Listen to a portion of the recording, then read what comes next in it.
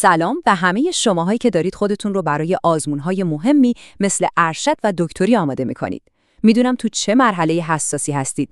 امروز می‌خوایم با هم یه نقشه راه خیلی عملی و دقیق رو برای مدیریت زمان مطالعه بچینیم. یه نقشه‌ای که کمکتون می‌کنه از این حس آشفتگی و سردرگمی در بیایید و به یه تسلط کامل روی اوضاع برسید. احتمالاً این حسا براتون خیلی آشناست، نه؟ اینکه از برنامه‌تون کلافه شدید و همش حس می‌کنید که زمان کمه و وقت برای هیچ کاری نیست. ببینید، بیایید با هم رو راست باشیم. این فشار زیاد و این حس که وای هیچ وقت کافی ندارم، چالش اصلی همه ما تو این مسیره. ولی خبر خوب اینه که قرار نیست اینطوری بمونه. یه راه حل درست و حسابی وجود داره. این جمله رو ببینید. خیلی مهمه. شما نمیتونید زمان رو مدیریت کنید. شما رویدادهای زندگی خودتون رو در ارتباط با زمان مدیریت میکنید. این یعنی چی؟ یعنی اساساً ما باید نگاهمون رو به کل قضیه عوض کنیم. ما قرار نیست زمان رو کنترل کنیم، چون اصلاً نمیشه. کاری که ما میتونیم بکنیم اینه که خودمون رو، کارهامون رو و واکنشهامون رو مدیریت کنیم. همین تغییر کوچیک توی دیدگاه نقطه شروع یه موفقیت بزرگه. خب، اینم نقشه راه امروزمون. اول از همه میریم سراغ ایده اصلی، یعنی مدیریت خودمون. بعد وارد 3 فاز اصلی میشیم: تشخیص و برنامه‌ریزی، بعد اجرا و سیستم سازی و در نهایت بهینه‌سازی و پایدار کردن این سیستم. آخرش هم میبینیم که چطور این مسیر ما رو به تسلط کامل میرسونه. آماده اید؟ بزن بریم سراغ فاز اول. بسیار خوب. فاز اول، تشخیص و برنامه‌ریزی. شعار این مرحله اینه: اول زمانت رو بشناس، بعد مأموریتت رو تعریف کن. ببینید، قبل از اینکه هر برنامه‌ای بچینیم یا هر تصمیمی بگیریم، باید اول مثل یک کارآگاه دقیق بشیم و ببینیم این زمان با ارزش ما واقعاً داره کجا و چطوری خرج میشه. خب، استراتژی اول اینه که بفهمیم زمانمون واقعاً چطور میگذره. اولین قدمش هم ثبت وقایع. شاید اولش یکم سخت به نظر بیاد، ولی به من اعتماد کنید ارزشش رو داره. برای یه هفته هر کاری که میکنید رو توی بازه‌های 15 دقیقه یادداشت کنید. دقیقاً چی کار کردید. این کار مثل یه آینه شفاف بهتون نشون میده که چه ساعت‌هایی از روز بیشترین انرژی و بازدهی رو دارید و از اون طرف چه کارایی دارن یواشکی زمان شما رو میدزدن. حالا میرسیم به استراتژی دوم که به نظر من یکی از کلیدی ترین هاست: اولویت بندی. چطوری؟ با جدا کردن کارهای فوری از کارهای مهم. میدونید این دقیقاً همون جاییه که اکثر ما توی تله میافتیم. ما فرق بین چیزی که فوریه و چیزی که واقعاً مهمه رو نمیدونیم. همین تشخیص ندادن ریشه اصلی کلی از استرس‌ها و عقب موندن از برنامه‌هامونه. برای اینکه این کار رو راحت‌تر انجام بدیم، از این ابزار فوق‌العاده استفاده می‌کنیم: ماتریس مدیریت زمان یا همون ماتریس آیزنهاور. ببینید چقدر ساده است. 4 خونه داره. خونه اول مال کارهای فوری و مهمه، مثل یه امتحان فردا یا یه مشکل اورژانسی. خونه سوم کارهای فوری ولی غیر مهمه، مثلا جواب دادن به یه تلفن بی ربط. خونه چهارم هم که مشخصه، وقت تلف کن هاست. اما راز موفقیت کجاست؟ دقیقاً توی خونه دوم. کارهای مهم ولی غیر فوری. چیزایی مثل برنامه‌ریزی هفتگی، مرور عمیق درس‌ها، ورزش کردن. آدم‌های موفق بیشترین وقتشون رو توی این خونه سرمایه‌گذاری می‌کنن. خب، حالا بیایید این ماتریس رو برای خودمون، یعنی برای داوطلب کنکور، شخصی سازی کنیم. مثلا ثبت نام آزمون تو دقیقه 90 میشه کار خونه اول، یعنی فوری و مهم. از اون طرف مرور روزانه یادداشت‌ها یا برنامه‌ریزی بلند مدت برای پایان نامه دقیقاً میره تو خونه دوم، یعنی مهم و غیر فوری. جواب دادن به پیام‌های غیر ضروری تو گروه‌های درسی میشه خونه سوم و خب چرخیدن بی هدف تو اینستاگرام هم که قطعاً میره تو خونه چهارم و باید حذف بشه. هدف اصلی ما اینه که آگاهانه زمان رو از خونه‌های 3 و 4 بکشیم بیرون و بیاریم توی خونه طلایی، یعنی خونه شماره 2. خب، تا اینجا مرحله تشخیص و برنامه‌ریزی رو رد کردیم.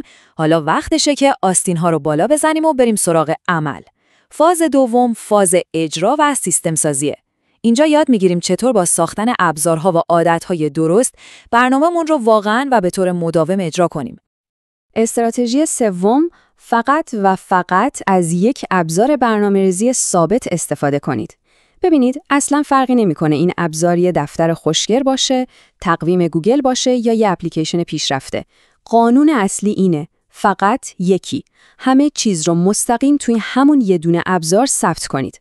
وقتی برنامه‌هاتون بین چند تا دفتر و اپ پخش و پلا باشه، ذهن شما هم دقیقاً همونقدر پراکنده میشه. پس یکی رو انتخاب کنید و بهش بچسبید و عادت کنید هر روز صبح اول وقت چکش کنید. استراتژی بعدی، منظم بشید. این یه شعار نیست، یه حقیقته. مغز ما توی یه محیط منظم خیلی بهتر و متمرکزتر کار میکنه. یه روش خیلی ساده و قدرتمند برای این کار هست، روش 3 جعبه‌ای.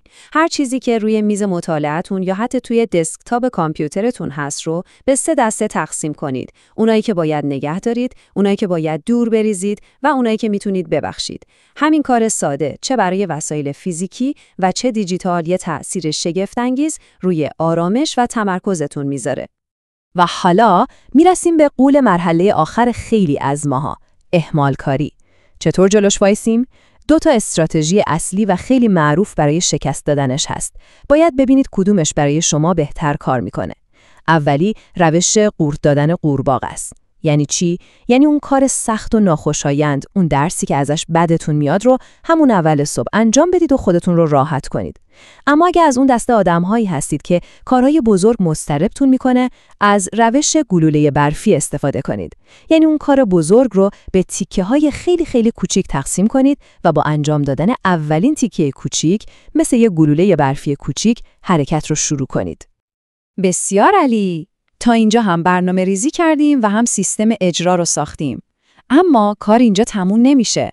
حالا باید مطمئن بشیم که این روند پایدار میمونه و وسط راه دچار فرسودگی و خستگی نمیشیم. فاز سوم یعنی بهینه‌سازی و پایداری دقیقاً در مورد همینه. چطور از تمرکز و سلامت روان خودمون محافظت کنیم؟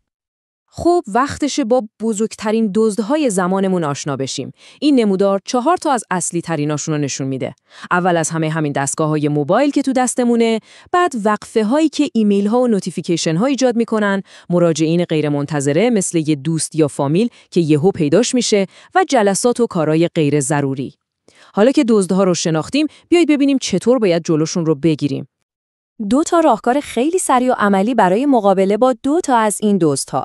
برای ایمیل و تلگرام و اتسترا زمانهای مشخصی در روز تعیین کنید. مثلا بگید من فقط ساعت 2 ظهر رو 10 شب اینا رو چک میکنم و لطفاً حتما نوتیفیکیشن ها رو خاموش کنید. برای اون مراجعین غیر منتظره هم یه ترفند روانشناسی جالب هست. وقتی کسی میاد توی اتاقتون، از جاتون بلند شید و ایستاده باهاش صحبت کنید. این کار به طور ناخودآگاه به طرف مقابل پیام میده که وقت کمه و باعث میشه مکالمه خیلی کوتاه‌تر بشه. و اما میرسیم به یکی از بزرگترین افسانه‌های دنیای بهره‌وری، مالتی تاسکینگ یا انجام چند کار همزمان. این جمله رو با دقت بخونید. مطالعات روانشناسی بارها و بارها نشون دادن که این کار نه تنها باعث صرفه‌جویی در زمان نمیشه، بلکه دقیقاً برعکسه. چرا؟ چون مغز ما برای جابجا شدن بین 2 تا کار مختلف کلی انرژی و زمان مصرف میکنه. پس در واقع شما با این کار فقط دارید بهره‌وریتون رو نابود میکنید. خب پس راه حل چیه؟ خیلی ساده. هر بار فقط روی یک کار تمرکز کنید. تمرین کنید که تک وظیفه‌ای باشید. وقتی دارید یه فصل رو میخونید، برای خودتون یه حباب تمرکز بسازید. یعنی چی؟ یعنی گوشی رو بذارید یه اتاق دیگه، نوتیفیکیشن ها رو خاموش کنید، میزتون رو خلوت کنید و تمام توجهتون رو فقط و فقط به همون یک کار بدید. قول میدم از تأثیری که این کار روی کیفیت مطالعه‌تون میذاره شگفت زده بشید. و بالاخره استراتژی دهم که شاید از همه قبلی‌ها مهمتر باشه، سالم بمونید. بچه‌ها این رو خیلی جدی بگیرید. سلامتی شما مهمترین ابزارتون توی این مسیر طولانی و فرسایشیه. خواب کافی، تغذیه خوب، یکم ورزش، اینها اتلاف وقت نیستن. اینها یه سرمایه‌گذاری حیاتی و مستقیم روی توانایی مغز شما برای یادگیری و تمرکزه. این عددو ببینید. 4 از 5. این نتیجه یه تحقیق جالبه که گوگل انجام داده.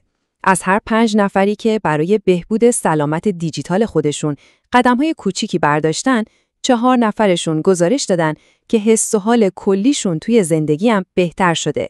این به ما نشون میده که کنترل استفاده از تکنولوژی چقدر میتونه روی همه چیز تأثیر بذاره. خب، چطور میتونیم این سلامت دیجیتال رو بهبود بدیم؟ چند تا راهکار عملی.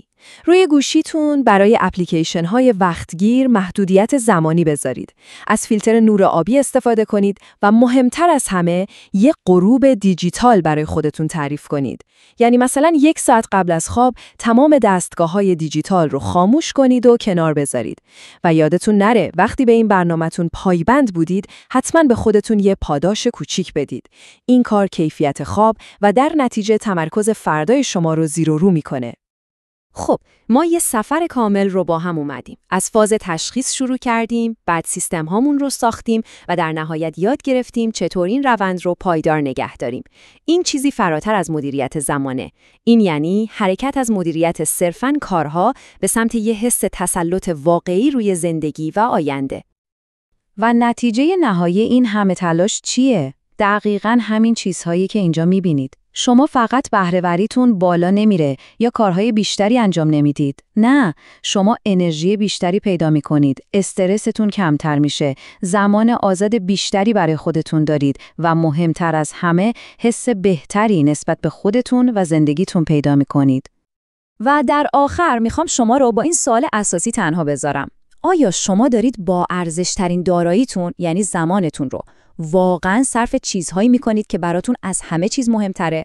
امیدوارم این نکاتی که با هم مرور کردیم بهتون کمک کنه که به این سوال جواب قاطع و مثبت بدید. براتون آرزوی موفقیت میکنم